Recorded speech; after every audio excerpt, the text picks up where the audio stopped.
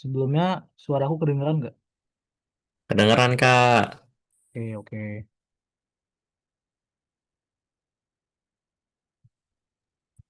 Oke, hai teman-teman. Aku juga nemenin Faiz di sini. Jadi kita sharing-sharing aja ya, teman-teman.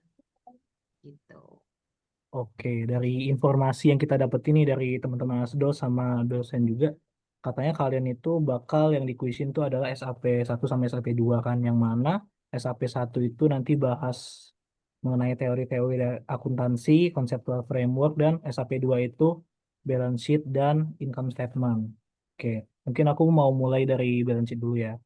Nah, untuk soal kuis di tahun lalu, di tahun aku sama Kezia itu soal kuisnya tuh mirip-mirip kayak gini teman-teman. Nanti kita dikasih tabelnya isinya akun-akun, nanti kita disuruh bikin laporan dari situ. Angkanya udah ada dan kita tinggal nyusun-nyusun aja. Sebenarnya mirip-mirip sama soal asis kalian dan ini juga kita ambil dari soal asis kalian.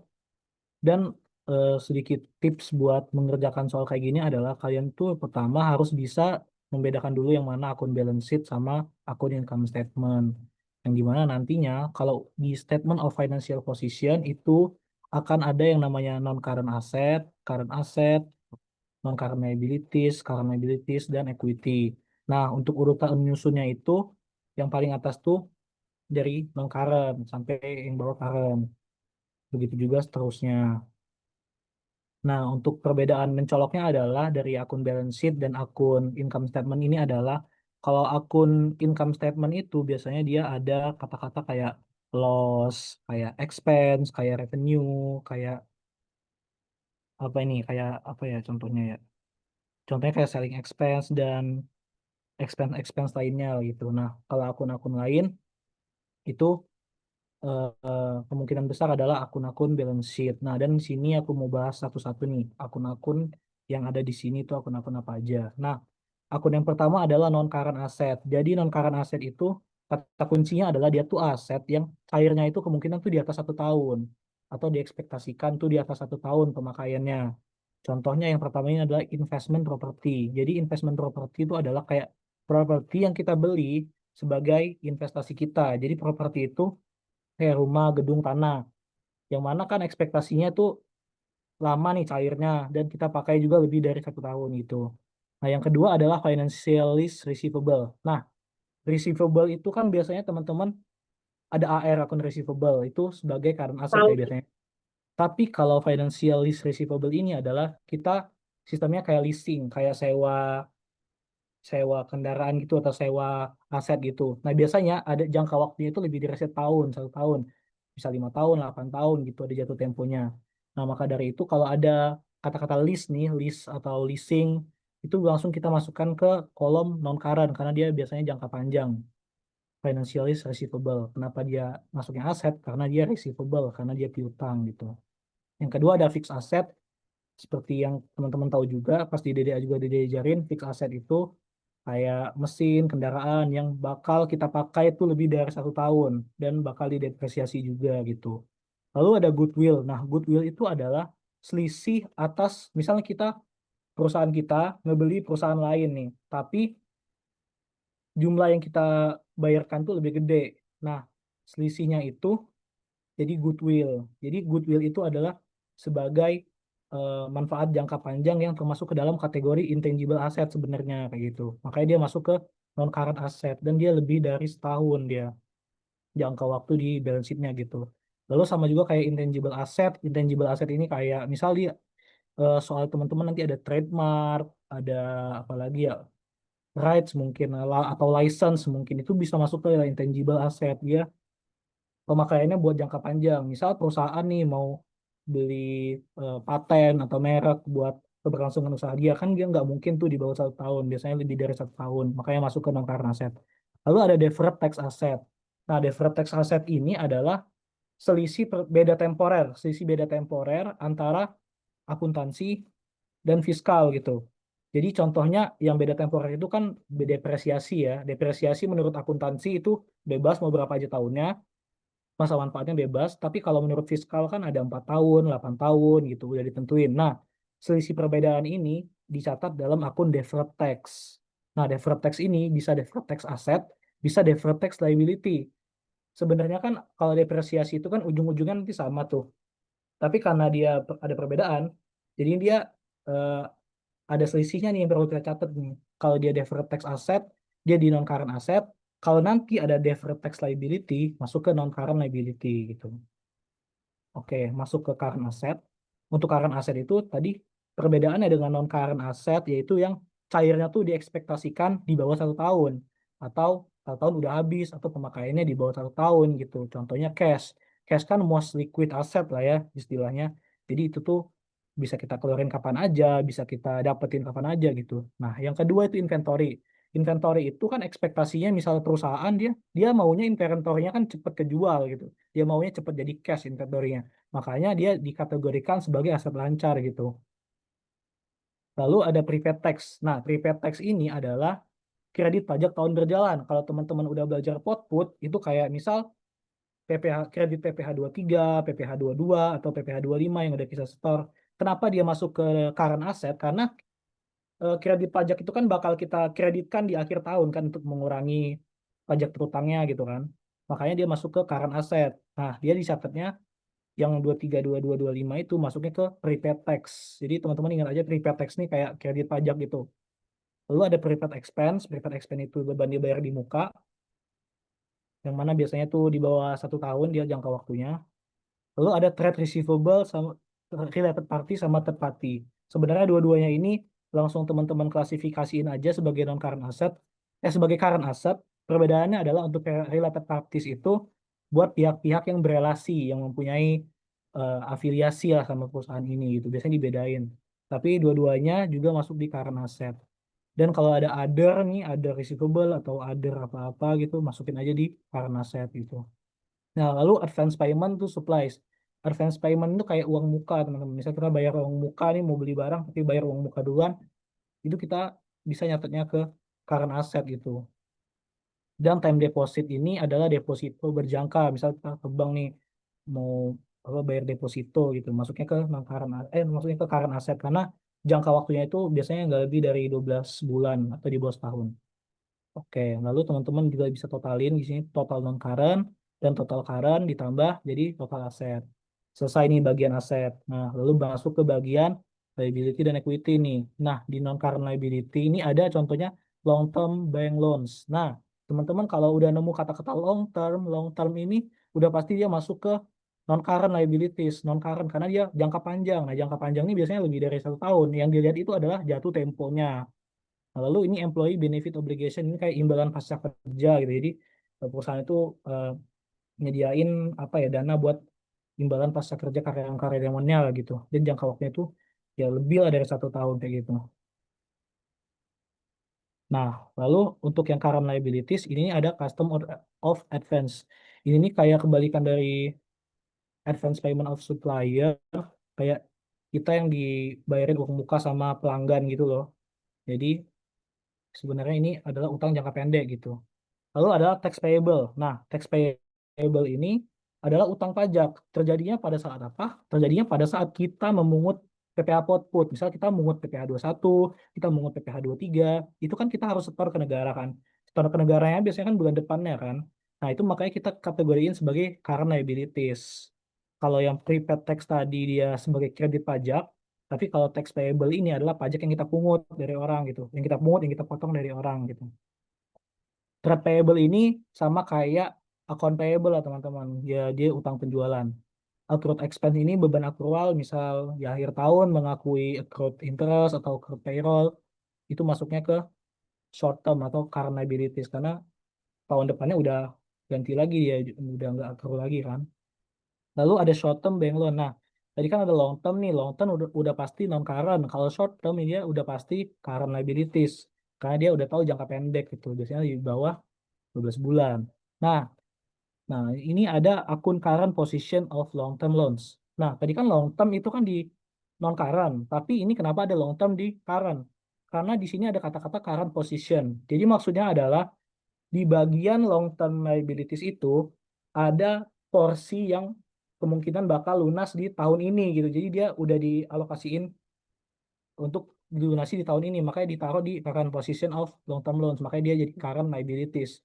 sama juga kayak current position of employee benefit obligation. Dia udah ada porsinya yang bakal dibayar tahun ini gitu. Jadi kalau teman-teman menemukan current position atau current portion, itu kalian bisa langsung taruh di current liabilities gitu. Dan other payable juga taruh aja di current liabilities. Nah, lalu masuk ke equity. Equity itu sebenarnya dikit ya teman-teman. Ada share capital kayak yang teman-teman pelajaran di DDA gitu. Modal dari sahamnya, share premium ini kayak paid in capital gitu, return earning dari laba tahun berjalan. Lalu accumulated other equity ini masukin juga ke sini. Ini kayak other equity komponen lah gitu. Nah, dan totalnya itu jangan lupa teman-teman harus sama ya. Total liability sama equity harus sama dengan total aset. Kalau ada yang beda, teman-teman mesti mesti cek lagi. Karena kalau nggak beda, dia pasti salah, teman-teman. Nah, oke, mungkin untuk bagian section SOFP itu saja. Bisa dilanjutkan oleh Kezia. Oke, tapi sebelum masuk ke gue mungkin ada yang mau ditanya dulu nggak nih teman-teman ke Faiz nih bagian balance sheet, takutnya nanti Oh kecampur iya, aduk kan sama mau income. nanya sekarang apa nanti? Sekarang aja mungkin ya. Sekarang boleh. Coba nih siapa nih yang mau nanya? Ayo guys, yang mau nanya boleh resen aja atau Nah, Ada yang nanya nih, Kak, tolong jelasin ulang akun di non current asset. tuh, Masih ayo. asing gitu namanya. Oke, aku izin saya share lagi ya. Mungkin aku kecepatan tadi teman-teman, mohon maaf ya. Oke, di tadi chatnya current apa non current ya? Di non current asset, non current asset. Oke.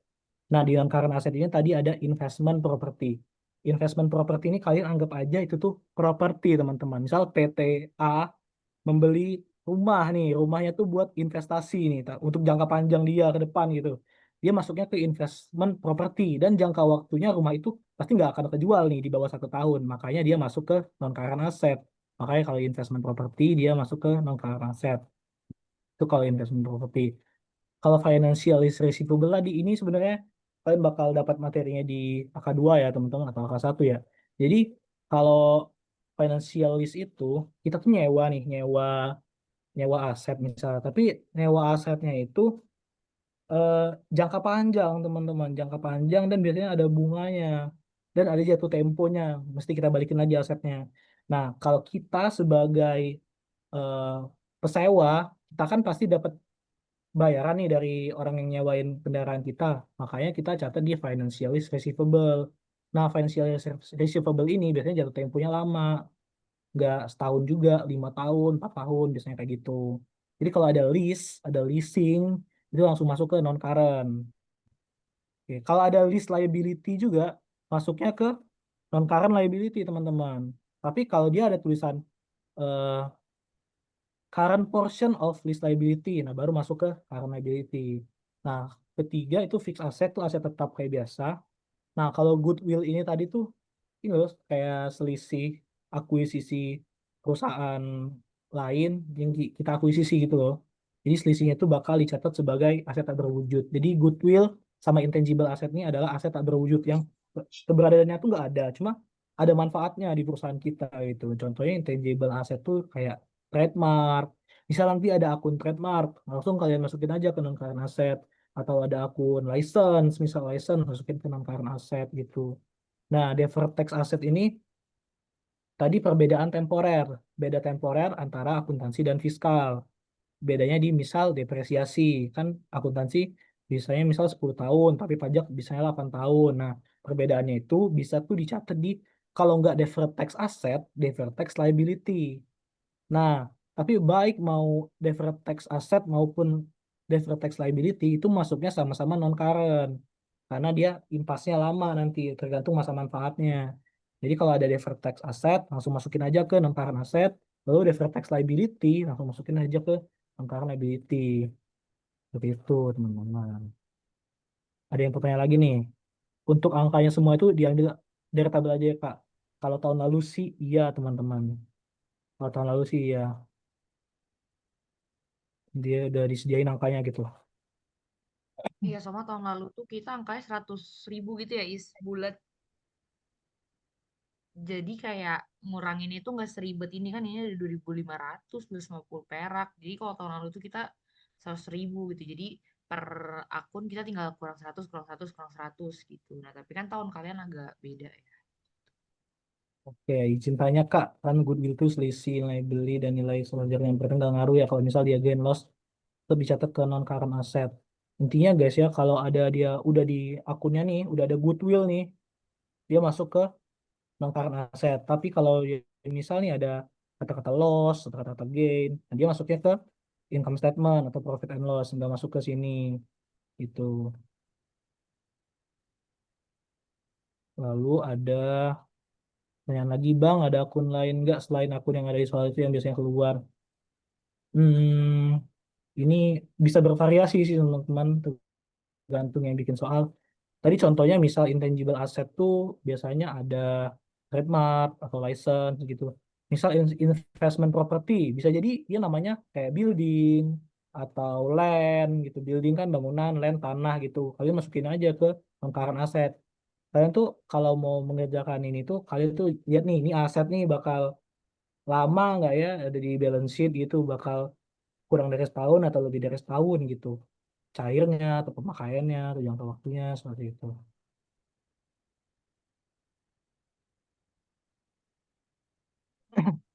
Oke, kita tuh benar-benar ada yang nanya nih, kita tuh benar-benar cuma bikin SOFP dan masukin aja dan tambah-tambahin aja buat angka pada akun udah dikasih gitu ya.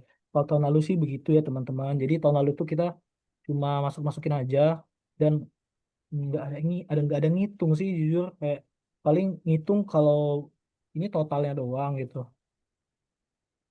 Kak, jadi CA dan NCA harus dipisah Kak.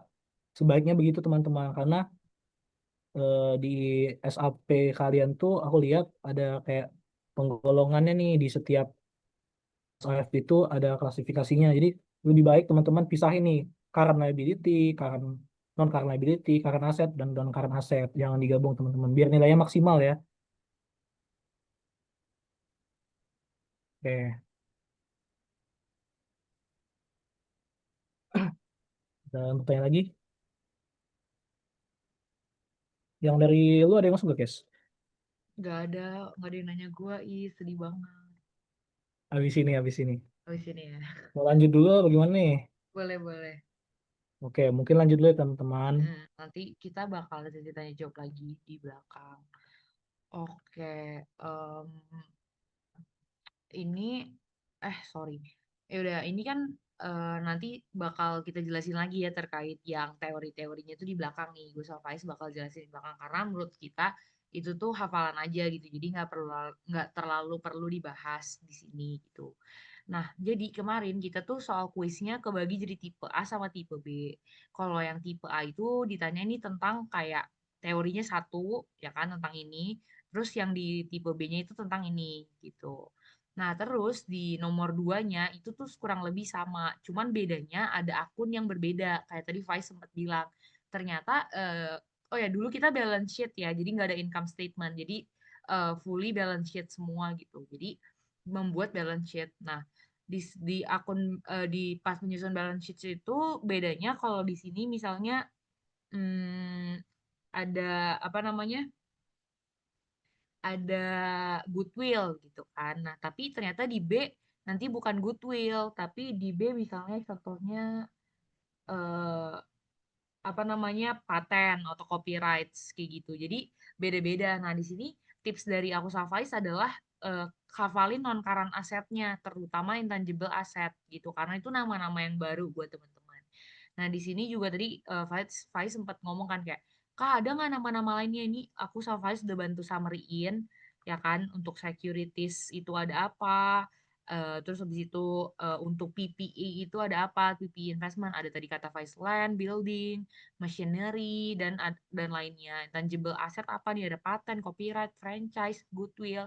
Nah, itu kalian purely nggak perlu ngitung, teman-teman. Jadi, hanya memindahkan aja angkanya kayak gitu. Jadi yang diminta sama Pak Adang itu adalah lu tahu nggak sih ini tuh masuknya kemana dan lu tahu nggak kayak akun ini tuh harusnya di current asset kah, non current asset kah atau di mana kayak gitu. Jadi nanti ini teman-teman bisa baca lagi gitu ya. Sekarang kita masuk ke income statement terlebih dahulu. Nah, income statement itu apa sih gitu. Jadi kalau income statement itu adalah laporan laba rugi atau laporan keuangan selama 1 tahun. Kalau balance sheet atau statement of financial position atau balance sheet itu, dia itu laporan keuangan per 31 Desember. Jadi sampai di titik 31 Desember itu kita mengalami apa aja sih laporan keuangannya. Nah, tapi kalau income statement itu selama dari 1 Januari sampai 31 Desember itu kita ngapain aja gitu. Jadi dapat ya perbedaannya ya. Kalau income statement itu adalah lo dari awal sampai akhir keluar masuknya apa aja. Jadi ngomongin tentang expense dan juga revenue gitu. Apa pendapatan lo, apa pengeluaran lo. Itu income statement. Tapi kalau misalnya balance sheet, dia ngomongin, oh per 31 Desember itu gue punya aset 10.000, gue punya kas 10.000. Jadi nggak ngomongin lagi kas keluar 5.000 di Januari, kas keluar 2.000, nggak ngomongin itu lagi, tapi udah ngomong per 31 Desember gue keluar gue punya 10.000, kayak gitu itu balance sheet gitu. Nah bedanya ini tuh adalah income, jadi keluar masuknya pengeluaran dan beban kayak gitu. Nah di sini tuh soalnya bakal kayak gini, apa namanya tentang apa namanya eh, tentang yang ini dulu deh ya, soal 1 ya. Itu tuh tentangan kayak pertama dikasih akun-akun yang ada di income statement gitu ya. Kok income statement? Eh, di ya income statement gitu kan. Nah, terus abis itu di sini sebenarnya income statement itu kuncinya itu ada di ini nih, teman-teman nih. Wait. Comprehensive income. Makanya di sini namanya bukan income statement, tapi statement of comprehensive income. Apa sih Kak bedanya? Nah, teman-teman mungkin kalau di DDA, di sini kan ada Nabil juga ya nih, Asdos nih ya. Jadi kalau di DDA itu income statement lo cuma sampai net income. Bener nggak itu, Bill? Betul. Kalau IS lo cuma sampai net income. Nah, ternyata setelah net income itu ada lagi tambah-tambahannya, yaitu ada other comprehensive income atau kita singkat OCI. Apa sih OCI itu? OCI itu adalah segala sesuatu, even itu loss, even itu gain, yang tidak benar-benar terrealisasi. Contohnya, em, si Nabil punya kurs 1.000. Nah, kurs itu kan di Nabil lu bisa adjust. Contohnya, oh per 31 Desember 2020 kursnya jadi total keseluruhan 200.000. Tapi di 2021 di 31 Desember 2021, oh kursnya turun nih, kita inflasi dan segala macam, jadi cuma 100.000. Nah, ada penurunan dong, tapi kan Nabil nggak jual. Cuman ada penurunan doang, itu kita masukkan ke dalam OCI. Kayak gitu teman-teman. Jadi OCI itu adalah segala sesuatu yang kan Nabil nggak langsung tukerin ke apa namanya, nggak langsung tukerin kursnya ke rupiah. Dia cuman kayak nyimpen, tapi ternyata yang disimpan itu nilainya turun naik. Nah, itulah OCI gitu. Nah, jadi di sini pertama teman-teman harus tahu dulu nih kalau income statement itu pertama sales, langsung masuk sales nih. Kak, tahu salesnya dari mana 3.600.000? Cari di soal. Ya, pasti pertama itu sales. Habis sales COGS atau HPP, ya kan, pengurangnya sebagai pengurang. Lalu dari sales kurang COGS ketemu itu gross profit. Kak, tapi ini sales revenue, kalau nanti ada diskon gimana? Kalau ada RNE gimana? Ya udah dicari dulu net salesnya, baru kurangin COGS. Kayak gitu ya, sesuai DDA. Nah, terus operating expense. Operating expense itu kebagi jadi 2, ada selling expense dan G&A expense. Selling expense apa? Selling expense itu adalah segala sesuatu beban yang berkaitan dengan penjualan atau bisnis utama dari si perusahaan tersebut. Lalu G&A apa? G&A itu adalah expense atau beban yang keluar karena operasional kantor. Jadi nggak berkaitan sama penjualan. Contohnya yang penjualan apa, Kak? Marketing. Contoh yang penjualan apa? Bikin booth, bikin promosi di mall-mall. Itu kan ada expense-nya. Nah, tapi kalau G&A, dia tuh expense-nya lebih ke arah kantor, bayar karyawan, itu G&A. Gitu. Jadi beda nih teman-teman, G&A dan selling expense, terpisah. Kak, tahu pembedanya gimana? Cari juga di soal, udah jelas nih contohnya. Selling expense. Nih, beda kan 600 gitu. Dicari di soal gitu. Tapi teman-teman harus tahu operating expense itu terbagi jadi 2. Nah, ini dihafal aja teman-teman, kalau emang lupa-lupa harus hafal gitu. Nah, terus abis itu ada other income dan expense. Loh, ini apa nih other income dan expense? Other income dan expense itu adalah penghasilan atau beban lain di luar usaha utama mereka. Misalnya usaha utamanya mereka adalah ngejual mobil. Ya berarti kalau mereka dapat income dari misalnya ngejual kantor, ya itu kan bukan kaitan dengan mobil. Makanya masuknya other income dan expense gitu. Nah, terus ini impairment. Impairment itu adalah penurunan nilai, penurunan aset. Dividen revenue. Dividen revenue kan artinya dia dapat dividen, ya kan? Berarti nggak berkaitan nih sama mobil, nggak berkaitan sama jual beli mobilnya, nggak berkaitan sama showroom gitu. Rent revenue. Rent revenue ini kan artinya nggak berkaitan dengan jual beli dengan penyewaan mobil kan. Nah, tapi rent revenue atas misalnya toko ya beda lagi gitu. Jadi makanya masuknya other income and expense. Nah, di sini konsepnya sama, namanya expense berarti pengurang. Namanya income berarti penambah, revenue, income, gain itu penambah. Tapi kalau misalnya loss, cost, expense itu pengurang gitu. Ya udah ini tinggal ditambah-tambah dikurang-kurangin aja, ya kan? Nah, dapatlah kita income from operation. Ini dari mana Kak angka-angkanya? Ya udah si GP, ya kan? GP dikurangin OPEX, ya kan? Dikurangin income from other income dan expense. Dapatlah nih income from operation gitu, ya kan? Terus interest expense. Interest expense dari mana Kak? Cari di soal. Ada nggak interest expense? Nih 72 ada, ya kan? Masukin. Nah, income before income tax. Berarti berapa sih total semua income kita nih sebelum kena pajak? Ya kan? Dapatlah 408. Oke, dapat income tax. Di sini income tax nggak ada, Kak. Di soal. Baca bawahnya. Nih, assume a 30% tax rate. Jangan ngelihat ini tapi 2021 Kak kok 30%, ikutin soal aja udah. Kalau di 2025 30% ya udah ikutin soal aja gitu. Nah, jadi di sini 30% dikaliin tadi income before tax, ya kan? Nah, barulah dapat income from continuing operation. Artinya income selama income selama bisnis ini berjalan tuh berapa? Nah, kenapa sih kok perlu diperjelas gitu ada continuing operation? Emang ada yang nggak continue? Ada, namanya discontinue operation. Discontinue operation itu apa? Jadi segala operasi yang udah tutup, udah berhenti gitu.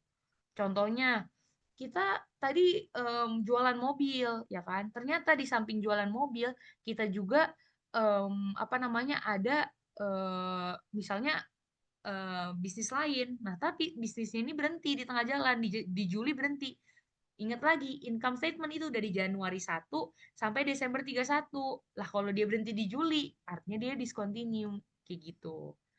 Nah, di sini discontinue-nya apa? Dijelasin di sini. Gain from discontinue operation. Ada kata pre-tax. Pre-tax itu apa? Gitu ya. Pre-tax itu di sini kita bahas nih. Pre-tax adalah pendapatan sebelum pajak, sehingga kalau belum dikenakan pajak, pendapatan itu akan mengurangi totalnya. Gitu. Contohnya, harusnya Nabil dapat 100.000, ya kan? Pasti ini udah belajar dong take home pay dan segala macam. 100.000, tapi belum kena pajak, dipotong pajak lah misalnya 10.000. Berarti artinya apa? Mengurangi kan harusnya dapat 100 karena kepotong pajak jadi 90. Itulah pre-tax.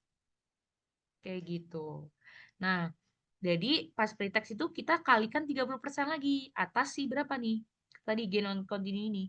Gainnya misalnya 144. 144, ini rumusnya kita pencet coba dulu. 144, 100% yang tadinya Nabil harusnya dapat 100.000, haruslah dikurangi 30% pajak. Makanya dia dapatnya di sini adalah 100.800. Gitu. Jadi harusnya dapatnya 100, tapi karena 100%, tapi karena harus dikurangin 30% pajak, makanya dia cuma dapat pulang 70% take home pay-nya. Kayak gitu. Oke. Nah, discontinue operation dapatlah net income kita semua berapa, yaitu 386.400. Nah, Di sini kok ada tulisan attributable to ya, Kak? Ada attributable controlling interest dan attributable not controlling interest. Apa nih artinya, Kak? Jadi, net income itu kebagi, teman-teman. Net income itu kan artinya laba kan? Laba kita gitu. Nah, laba kita itu kebagi. Ada yang attributable untuk controlling interest. Artinya ini untuk pemegang saham yang punya pemegang saham yang besar lah intinya. Nah, kalau yang non controlling interest artinya punya pemegang saham yang punya sahamnya kecil. Jadi nggak begitu apa ya namanya ya? Nggak begitu dipentingin gitu loh. Makanya di sini ada 90% dan 10%. Ini tahunya dari mana Kak 90% sama 10%? Nah, caranya gampang. Kita lihat di sini attributable non controlling interest. Dia ada di wait. Nih, yang paling pertama net income attributable to not controlling interest. Ya kan? Jumlahnya berapa? 38,640.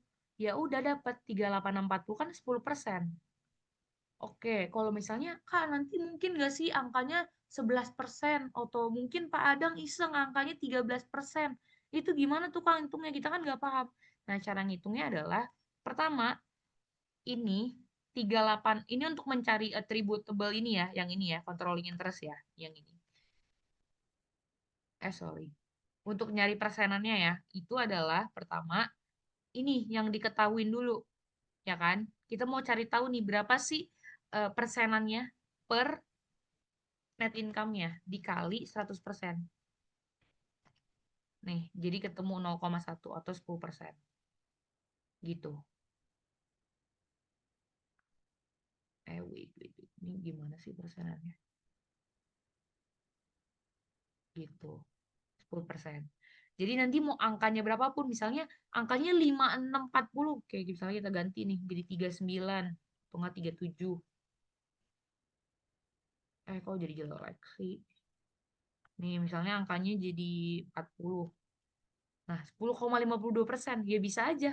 Sama rumusnya tetap si 40 yang diketahui per total net income kita kali 100%. Kayak gitu. Paham ya?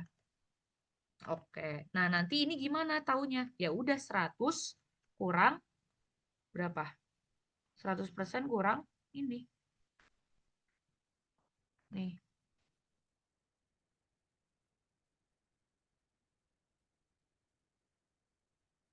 Nah, 90% kayak gitu. Dan ini mutlak sampai bawah dia nggak mungkin berganti. Pada tahun itu nggak mungkin berganti. Oh, pas setelah OCI dia jadi 11%, Kak. Nggak mungkin. Tetap kalau misalnya proporsional 10 dan 90 sampai bawah sampai akhir tahun 10 sampai 90. Nih, kita lihat bareng-bareng. Oke, masuklah ke OCI. Kak, berarti OCI yang kayak gimana? Sebenarnya ini ada tips sih dari cutting. Waktu itu gue diajarin gitu. Kalau Oci, lo lihat aja cash yang satu ciri-cirinya adalah dia nggak terjadi, unrealized, nggak terjadi, atau cuman perkiraan, itu Oci. Terus yang kedua, dia pasti ada ini, pre-tax, not of tax. Itu pasti akun-akun Oci. Gitu. Kecuali tadi ini ya, gain of discontinue operation itu emang udah buat discontinue, beda sama Oci. Nah, tapi unrealized holding gains, foreign exchange adjustment itu tuh unrealized adjustment, revaluation surplus itu kan artinya nggak terjadi gitu loh. Paham nggak teman-teman? Unrealized adjustment nggak benar-benar terjadi gitu. Jadi itu dikatakan OCI. Nah, tadi seperti gue bilang kalau pre-tax itu artinya dikurangin, makanya ini dikurangin juga. Nah, ini kalau pre-tax juga dikurangin. Nah, tapi kalau net of tax, ya udah net of tax artinya udah nggak usah dikurangin pajak. Artinya udah ya udah itulah netnya, itulah nilainya gitu. Jadi nggak usah lagi diapa-apain. Oke deh, tinggal ditambah. Apakah OCI itu nggak bisa loss, Kak? Pasti ada bisa loss gitu. Jadi maksudnya bisa aja unrealized holding loss on AFS itu bisa. Jadi nggak meski karena dia namanya income, Kak, berarti cuman yang gain, yang yang yang apa namanya? Yang gain, yang surplus enggak, bisa juga yang loss kayak gitu. Nah, ini jadi 200 ya. Nah, makanya ketemulah comprehensive income. Comprehensive income itu adalah net income ya kan, ditambahkan OCI. Gitu. Comprehensive income adalah net income tambah OCI. Lalu atribut tebel lagi dibagi lagi. Oh ya udah nih, ini untuk pemegang saham yang dominan dan pemegang saham yang tidak dominan. Kayak gitu. Udah deh. Nah, yang ini yang bawah jujur sebenarnya sama aja, cuman bedanya ini tidak ada attributable to. Kapan Kak kita pakai attributable to, kapan enggak? Lu lihat dong di sini akun-akunnya. Kalau ada attributable, net income attributable to, oh berarti ini ada pemecahan. Kalau di sini lo cari, nggak ada Kak, ya berarti nggak ada. Jangan dibuat-buat, jangan diasumsikan gitu. Jadi pokoknya sebenarnya akuntansi itu jangan terlalu berpikir jauh-jauh ya Is. Kayak udahlah apa yang ada lo Betul, makan, lo betul. telan gitu. Udah itu aja teman-teman. Nah ini paling teman-teman bisa baca sendiri gitu. Oke, ada yang nanya nih. Tanya dong, tanya Kezia dong. Kenapa interest expense nggak masuk other expense, Kak? Kak, maaf, attributable 90 dan 10% itu persentasenya tetap ya. Oke, satu-satu ya. Tadi pertanyaannya adalah kenapa interest expense nggak masuk other expense. Jadi, interest expense itu kan dia masuknya karena setahun itu dia dapat interest kan. Jadi dia nggak bisa dikatakan other. Other itu adalah satu kali. Kalau interest itu kan Januari lo dapat interest, Februari lo dapat interest, eh, Maret dapat interest. Nah, kalau yang other income dan expense itu lo satu kali. Contohnya, loss on sale. Lu nggak akan sell 2 kali itu barang karena sale-nya dia cuma barang itu satu, udah itu udah lu tinggal. Makanya lu cuma loss on sale satu kali. Gitu. Dividen revenue itu enggak setiap sebulan, teman-teman, tapi 1 tahun di akhir lo dapat dividen gitu. Jadi other income dan expense ini adalah untuk yang sifatnya hanya satu kali dalam 1 tahun tersebut. Kayak gitu, paham ya? Oke.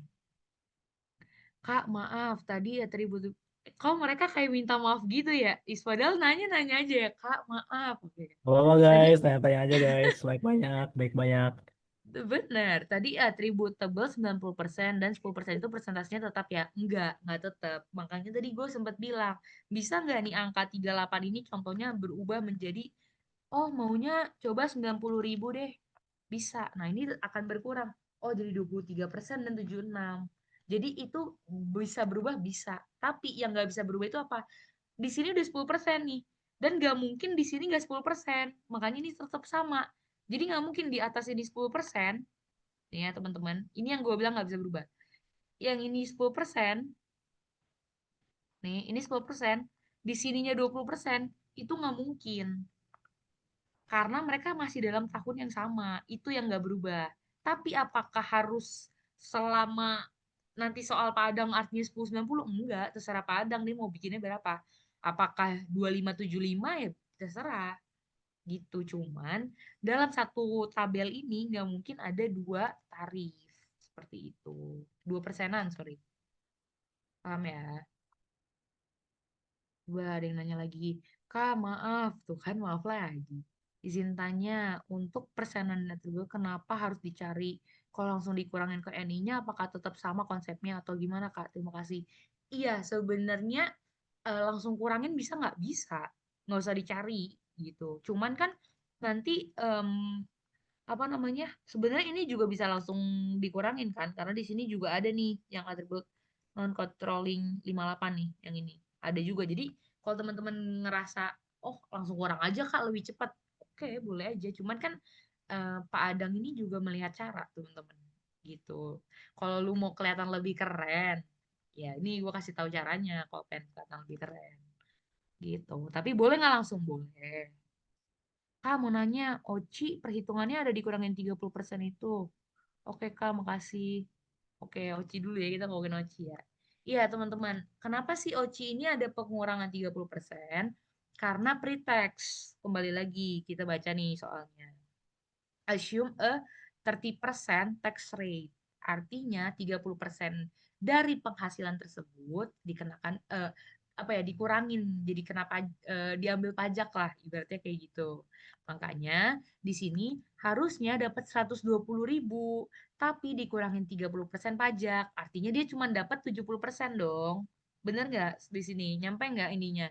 eh, Cara berpikirnya. Jadi awalnya dia dapat 120.000, kepotong pajak. Artinya 30% itu diambil, dipotong, dikurangkan dari apa yang harusnya dibawa pulang. Makanya 100% dikurang 30%. Kayak gitu. Itu pre-tax. Kalau net of tax, udah nggak usah diapa-apain karena net of tax. Coba.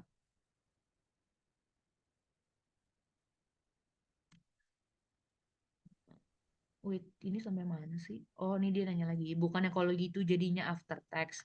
Iya, karena kan pre-tax, makanya kita mau net of tax. Gitu. Jadi ya di laporan statement of comprehensive income ini kita maunya net of tax.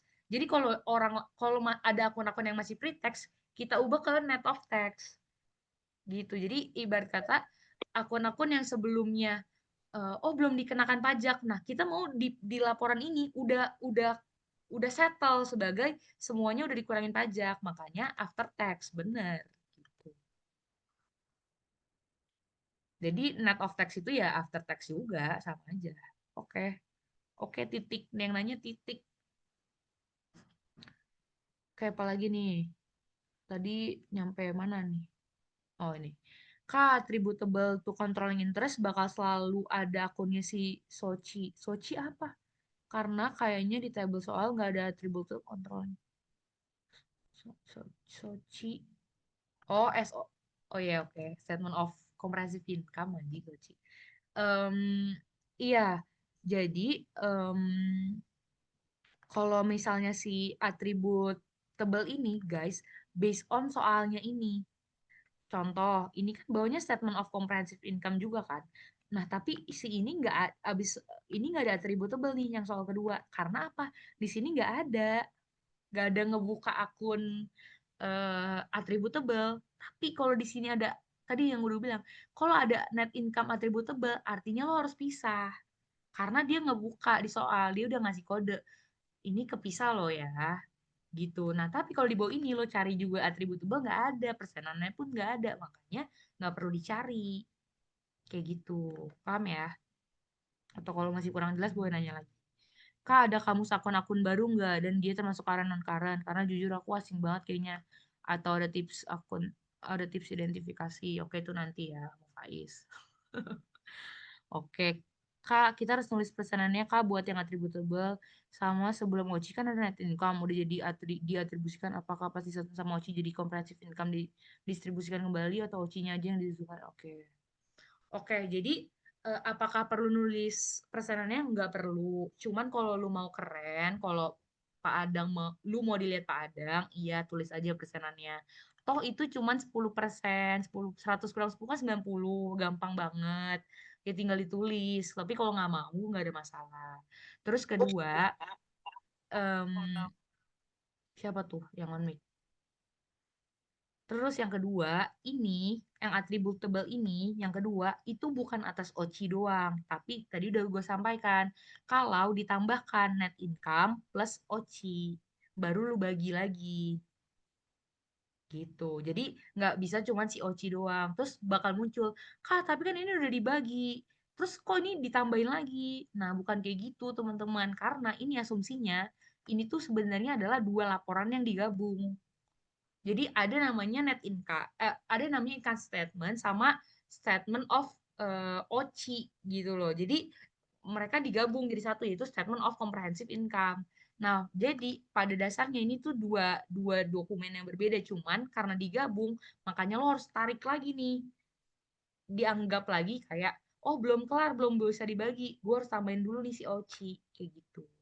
Anggapannya seperti itu. Oke, jelas ya. Atau yang mau kurang ini bisa tanya lagi.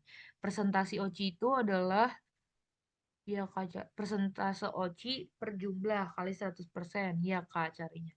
Bukan, caranya adalah misalnya yang diketahui, nih gue tulis deh rumusnya. Yang diketahui Nah, yang diketahui itu maksudnya apa? Sisi yang controlling interest atau yang non. Ntar kan bisa jadi ini misalnya yang di sini non. Saat ini yang diketahui non. Tapi bisa jadi nanti pas di soal kalian, itu yang diketahui controlling. Bisa jadi. Makanya yang diketahui itu non atau non atau controlling. Coba di ini dilihat, ya kan? Dibagi sama net income dikali 100%. Kayak gitu. Nanti ini bakal ketemu misalnya persenan yang diketahui akan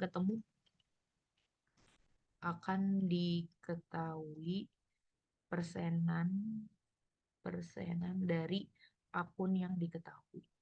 Gitu ya. Jelas ya. Oke. Kamu make sure lagi, sorry. Kalau pre-tax bukannya 100. Dan kalau after tax jadi 100 kurang 30. Aduh, sorry banget nih. Sorry banget ya. Kak, mau nanya, berarti attributable itu nggak mempengaruhi net income. Ya, ya, nggak nambahin atau ngurangin net income. Jadi cuma cari aja nambah, ya. Jadi, attributable itu konsepnya adalah net income ini lo dapat misalnya perusahaan atas nama Kezia Faiz 100.000, pemegang saham utamanya Faiz 90%, dinamakan attributable controlling interest. 10%-nya gue Kezia, contributable non controlling interest. Nah, net income itu akan 90% dikasih ke Faiz, 10% itu di gue. Jadi nggak ada akan pengurangan, cuman pembagiannya aja. Jadi attributable itu adalah pembagiannya. Suaranya kecil ya? Oke, jadi intinya attributable itu adalah pembagiannya aja, bukan berarti pengurang, bukan, tapi pembagiannya aja, kayak gitu. Nah, tadi yang terkait pretext, pretext itu kenapa pretext itu bukannya 100, kalau after tax itu 100/30. Jadi konsepnya kayak gini nih teman-teman. Ini konsepnya dipahamin dulu ya. Konsepnya dipahamin dulu. Misalnya, fixed asset revolution surplus, ya kan? Ternyata surplusnya 100.000, itu belum kena pajak, akan dikenakan pajak 30%. Artinya dari harusnya lu dapat 100.000, lo harus dikurangin 30%. Berarti artinya yang sampai ke lu tuh cuma 70%. Kayak gitu. Jadi ini konsepnya bukan eh, bukan teksnya udah di dalam.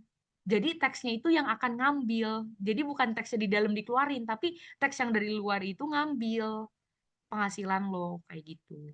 Ya kayak gitulah teman-teman, gue juga nggak bisa membahasakannya.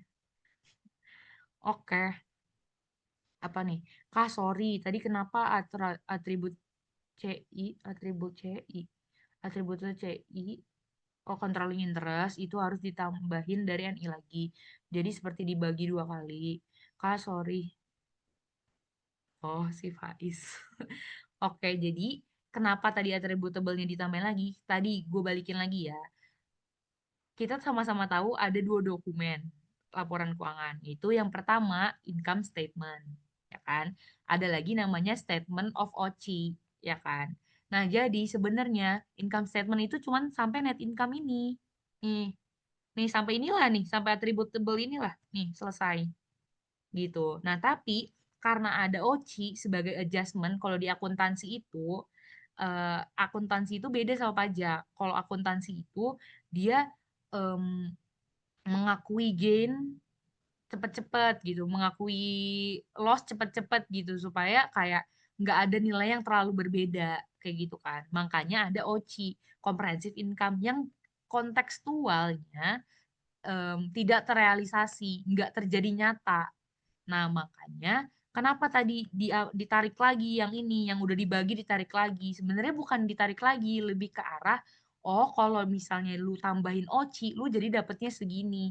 Tapi kalau lu nggak tambahin OCI, lu dapetnya segini. Lebih ke arah itu, bukan artinya lu udah dikasih, ditarik lagi, bukan kayak gitu. Kayak gitu, paham nggak?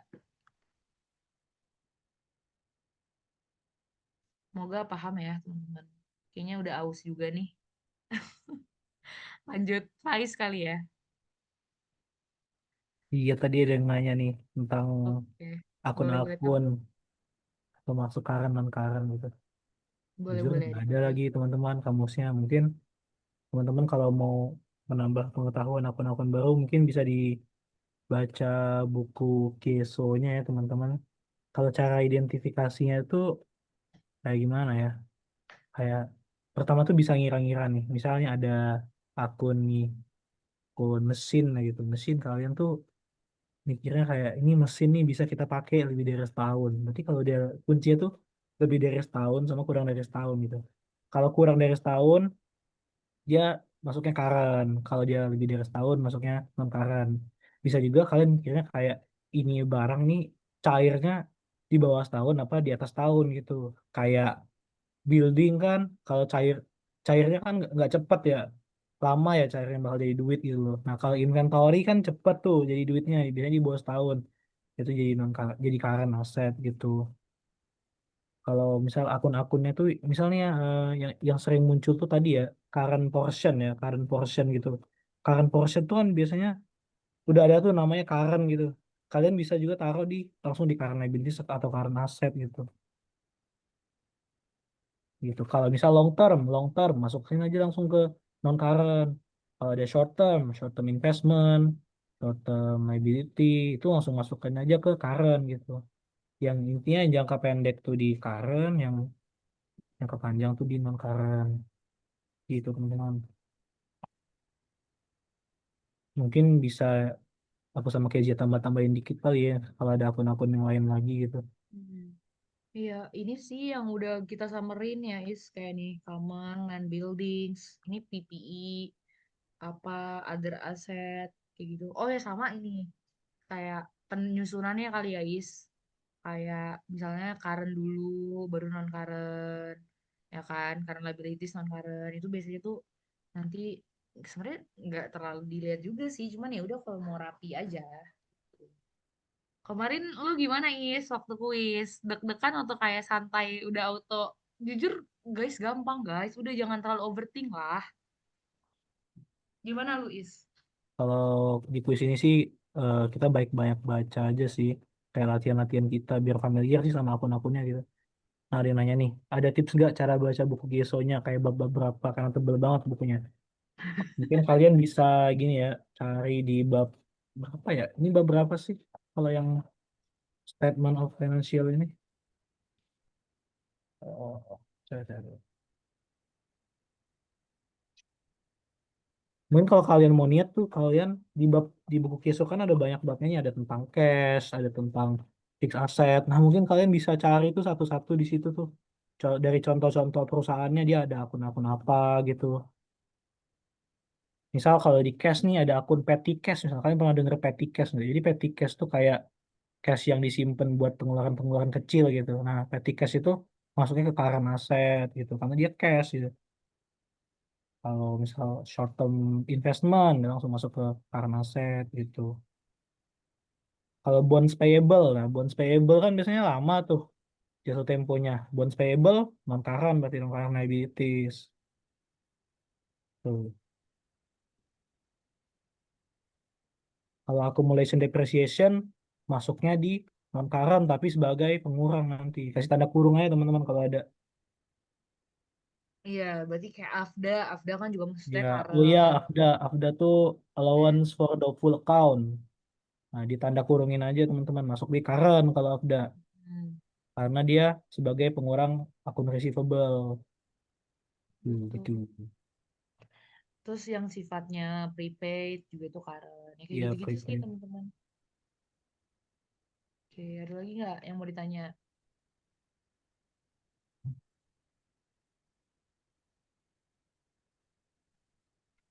Kemarin tuh aku sama Faiz di balance sheet doang, jadi nggak ada si oci-oci ini. Nah, Iya. tapi kan kata kalian tuh bakal berubah ya. Bakal berubah, jadi harusnya sih ada CES atau SOVP gitu. Ya, Apalagi bisa jadi kalian nanti paket A-nya balance sheet, paket B-nya income statement gitu. Jadi bisa biar cari bisa aman, belajar aja dua-duanya teman-teman. bener. Pokoknya fokus, jangan lihat kiri kanan karena ini waktunya kalian gitu loh. Jadi waktunya mepet dan lu harus fokus gitu. Ya kayak gitulah. Nah ini karakteristiknya kita jelasin dulu kali ya Is. Boleh deh Ya lu dulu boleh Is. deh. Oke nih. Jadi Mau kuisnya gue berapa stop menit share atau Kak? gimana? Berapa menit ya? Boleh deh Kes, gua catat. Iya. Lu berapa menit sih kuisnya Kes? Gue cuman Cep- kavaleri ya waktu itu terus kepotong ini Cepet lagi gak sih? kepotong Empat kepotong lima sholat menit, Jumat. 45 menit gak sih? Apa 6, apa sejam Ya, ya? kayak 60 menit deh karena kepotong sholat Jumat juga terus kavaleri magang. Ya, Udah. waktunya agak cepat teman-teman. Oke, bentar ya, promotnya. Eh, kata Pak Adang nih ada ini thanks to anonim aja ya. Kemarin kata Pak Adang sih beliau tidak mengeluarkan teori-teori, jadi cuman hitungan doang. Dan kita Oh, dikasih waktu 2 jam. Oh, berarti dia fix IS dan BS. oh, berarti nggak ada teori ya masuk ya? Iya. Tapi Oh, kalian ada cash flow gak guys? Dengar-dengar nggak dari Padang ada cash flow gak? Takutnya ada. Jadi BS dan cash flow gitu. kalau Enggak. dari SAP sih nggak ada ya? Oh, nggak ada. Nggak tahu ya. Jujur kalau dari SAP-nya seharusnya belum belum kena Kak ke kuis ini. Mungkin di UTS keluar nanti. Nggak Nggak keluar ada. Bil berarti kalau gitu. Ya seharusnya nggak keluar Iya. sih. Iya, ya nggak ada nih kata informan. Hmm. Oke, ya udah. Ya udah kalau kalau Berarti katanya nggak ada teori, mungkin teman-teman bisa baca-baca aja ya mengenai baca-baca teorinya. aja ya. Berarti Semoga nggak usah masuk terlalu gitu. Iya, nggak usah jadi terlalu. baca aja kalau di sini kurang jelas nih, bisa dibuka lagi buku Kieso-nya gitu. Semuanya ada di buku Kieso lah intinya kalau teori-teori ini. Dari rangka konseptual, nanti kalian paling kalau ada teori ya, kalian disuruh jelasin tuh apa tujuannya gitu. Mm-mm. Gitu sih. Berarti Ada yang masih mau tanya nggak, Bu? eh, Apa? kalau Apa? SAP 1 itu bisa kayak jadi soal angka nggak Kak? Soal AK. Kemarin tuh kalau di kuis kita tuh ada soal teori. Dia bener-bener teks gitu kita suruh tulis. Kayak ini ada informan yang ngomong, enggak Kak, katanya tuh yang conceptual framework katanya nggak ada teori, tapi nanti soalnya itu dalam bentuk angka gitu Kak, bingung kayak Oh, gitu dalam bentuk aja. angka. Hmm, Oh, gimana maksudnya contohnya ya? gimana tuh ya? Ah, oke.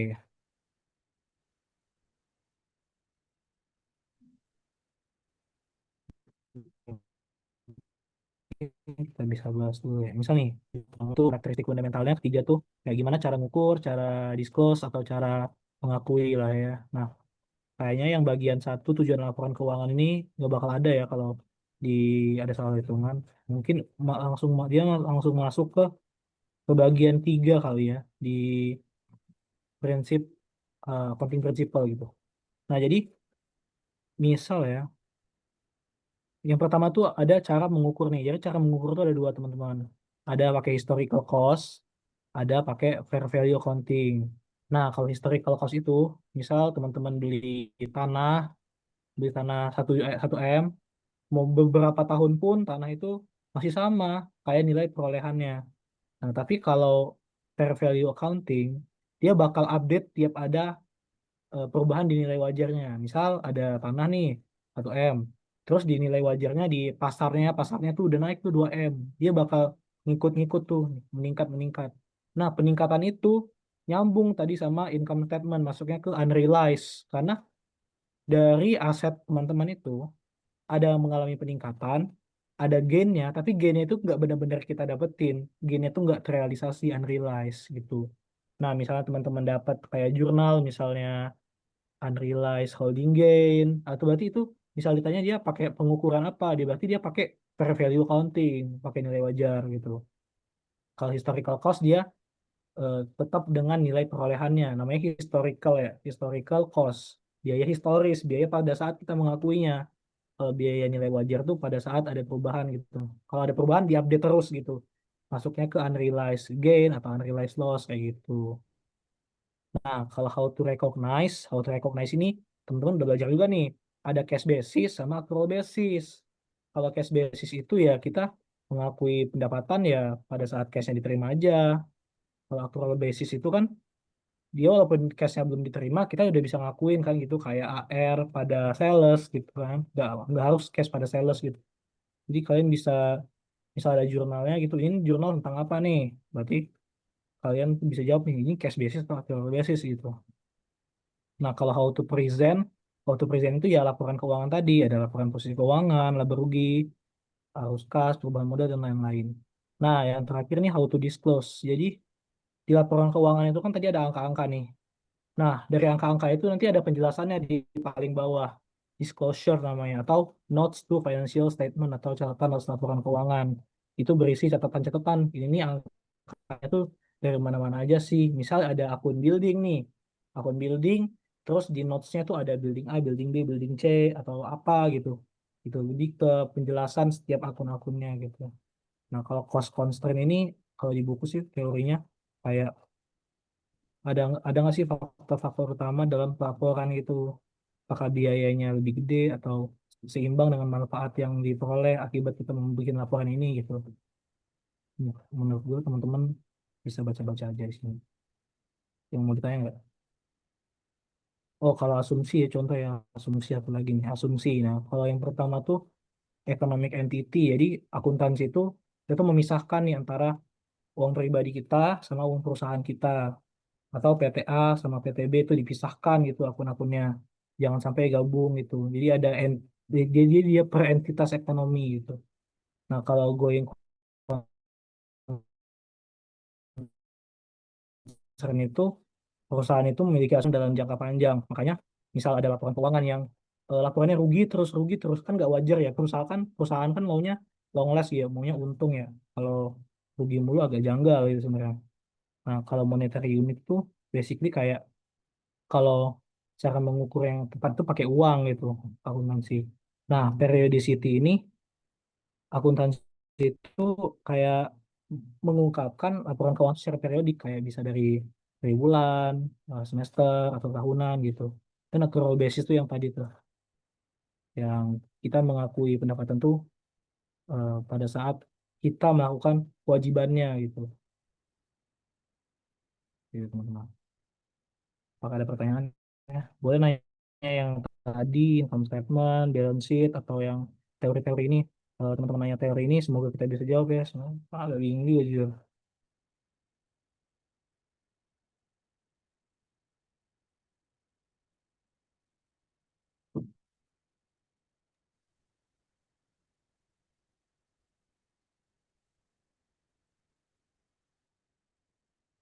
Ada lagi nggak guys yang mau mungkin ditanya sebelum kita berdada-dadaria?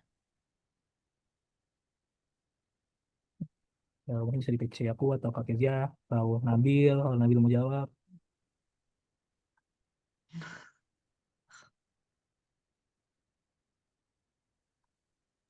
Mungkin Kak ini mau nanya Kak, ini ada dari Boleh. teman aku. Oh, berarti itu kayak untuk SMP 1 kan kemungkinan angka ya Kak. Itu kayaknya kemungkinan jurnal kayak kalau pemikiran kita itu jurnalnya kayak gimana ya Kak kalau masalah jurnal? Apa Oke, jurnal ya. satu Oke, jurnal? coba bantu dikit ya, Kes.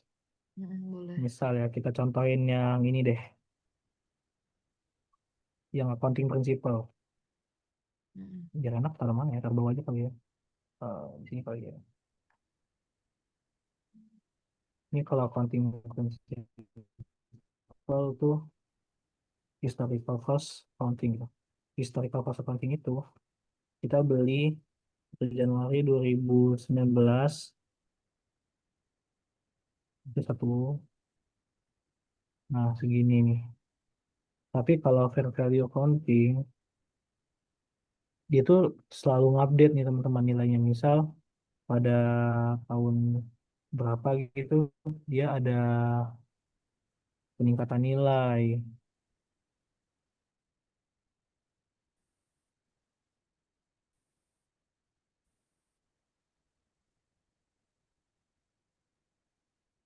Nah, kalau kita mau jual, yang kita jual ya juga 1 M gitu. Nggak ada perubahan gitu, karena tanah kan nggak disusutkan juga ya, karena nggak disusutkan ya. Nah, tapi kalau kita pakai fair value accounting, misal ini jualnya 2025 ya.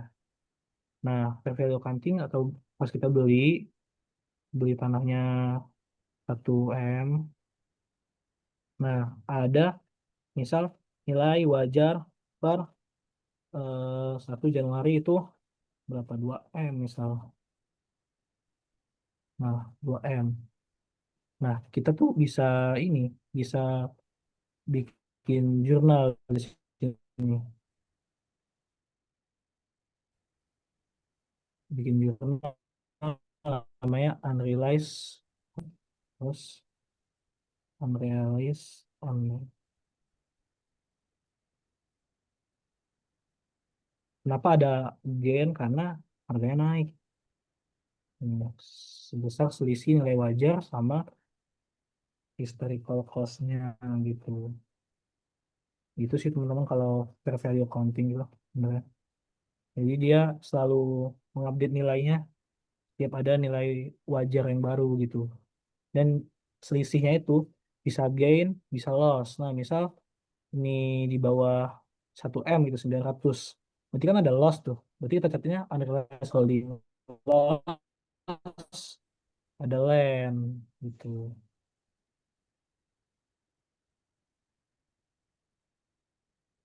Oke, mungkin lu guys yang accrual basis juga guys.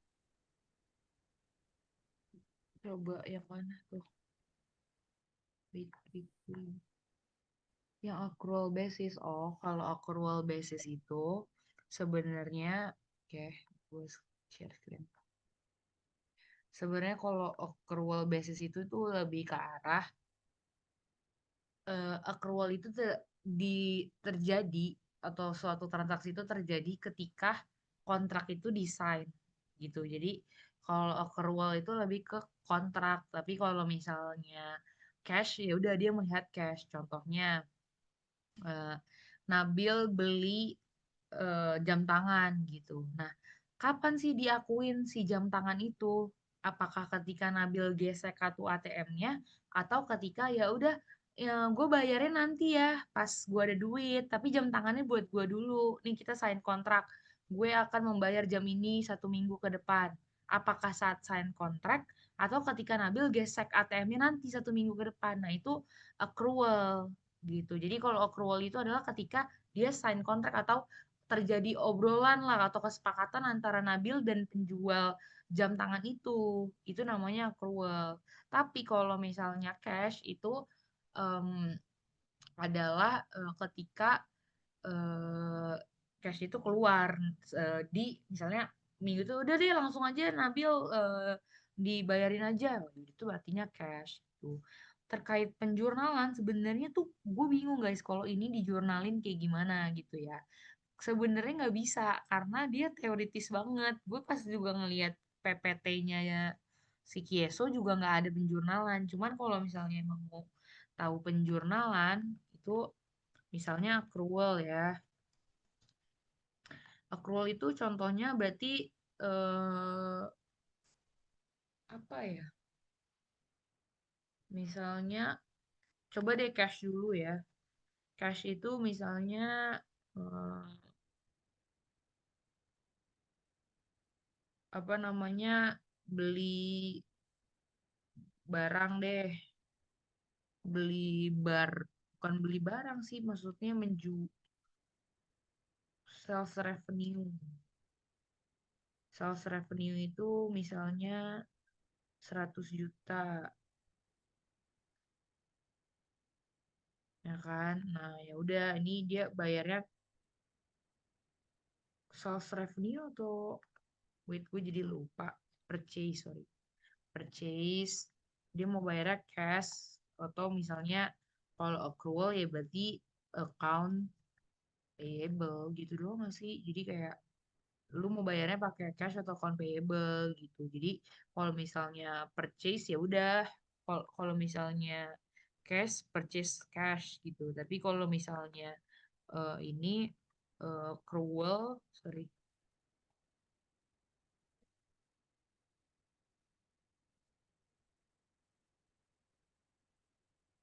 ini kan cash yang keluar. Nah, tapi kalau misalnya accrual itu ya yang keluar tuh baru arti kata account payable lah.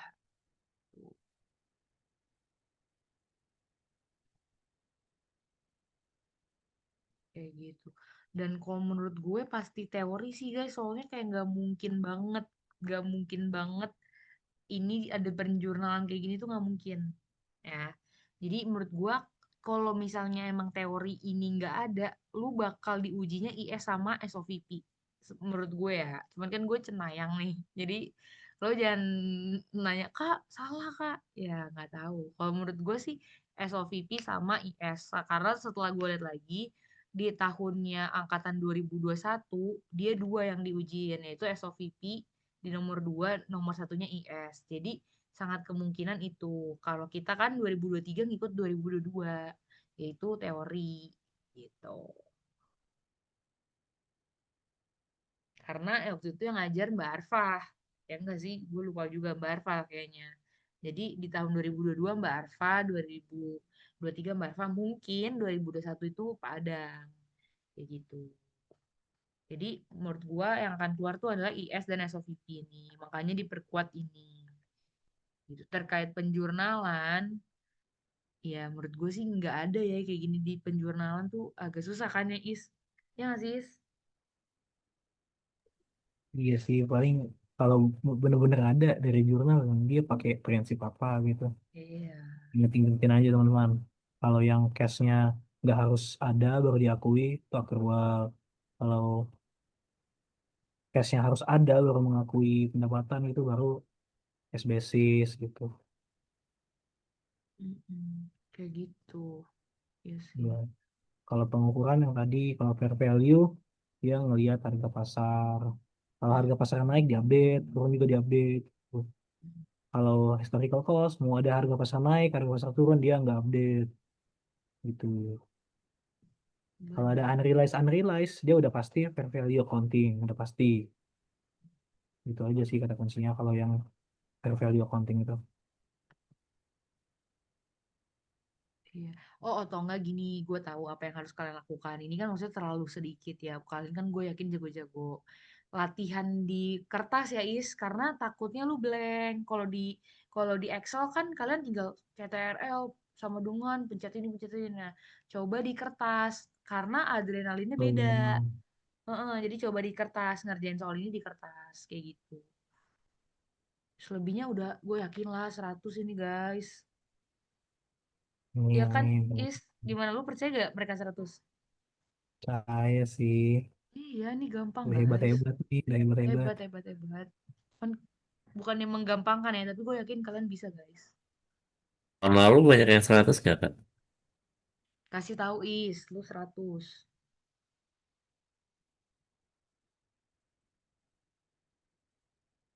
Kok dia nge-lag? Banyak, banyak, banyak, Banyak, banyak, banyak.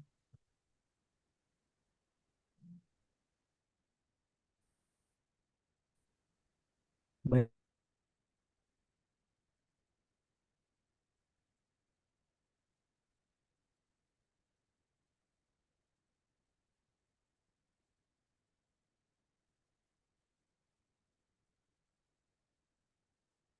Banyak, banyak. Jadi, menurut gue aman, aman banget.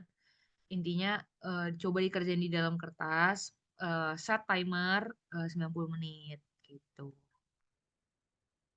Soalnya soal ini aja, tapi kan kalian tadi gue bahas juga kalian juga sambil denger-dengerin aja konsepnya gimana sih, nggak ngapalin angka banget kan, jadi coba diulangin lagi. Tuh. Hafalin akun-akun yang call balance sheet sih Faiz tuh, akun-akunnya ya Is, bedain mana akun-akun IS, mana akun-akun BS tuh coba. betul, betul. Kalau ada kata-kata expand, revenue, itu jangan dimasukin ke BS. Udah pasti IS itu. Kalau yang kayak jelas-jelas kayak gitu tuh.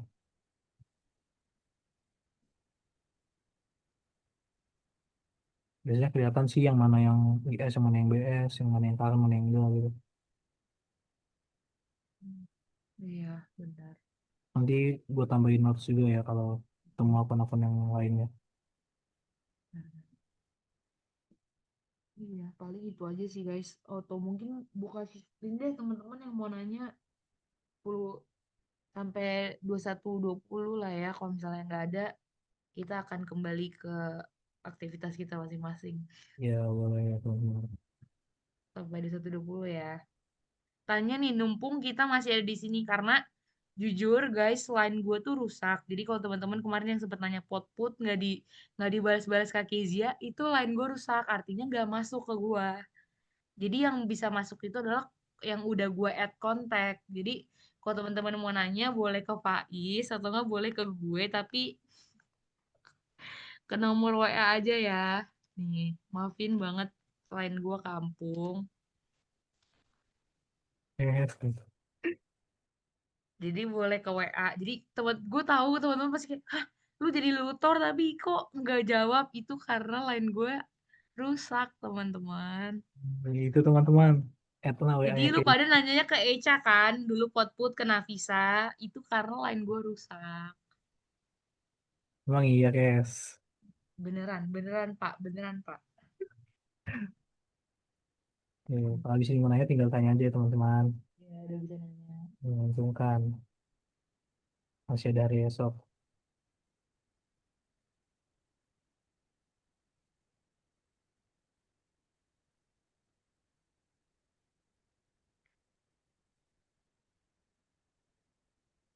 Gitu deh. Yuk ditanya-tanya nih, tadi banyak yang nanya nih, yang Oci yang masih bingung, atau yang balance sheet. Balance sheet itu Hmm, nilainya harus sama nih, total liability sama equity. Jadi tuh. sebenarnya cara ngeceknya harusnya gampang ya, kalau nggak sama berarti lu udah salah. Ya, langsung cepet-cepet ubah kalau udah nggak sama. Cepet-cepet ubah, Atau benar. cari yang salah yang mana. Salahnya di mana nih, kok nggak sama. Gitu. Ingat, AFDA pengurang. Tadi apalagi is yang pengurang? AD ya? AD, Coalition AD. Depreciation. Treasury shares juga pengurang nih, Iya, jangan itu Treasury Shares, Neng. Iya, iya. jadi yang begitu-begitu jangan lupa, jangan semua ditambahin tuh, kayak gitu-gitu sih guys. Kak, mau nanya Kak, Boleh. kalau untuk yang discontinued itu pasti bakal di state nggak Kak? Atau bisa jadi kita harus tebak-tebak apa yang discontinued? Di Nah state itu nggak sih? pasti di state. Tadi kembali lagi gue sama Faiz udah ngomong, akuntansi itu pasti di state, nggak mungkin lo disuruh berpikir. Jadi di state. Nah ini ada lagi, kalau lu lihat nih discontinue ada income tax-nya lagi tuh. Oh.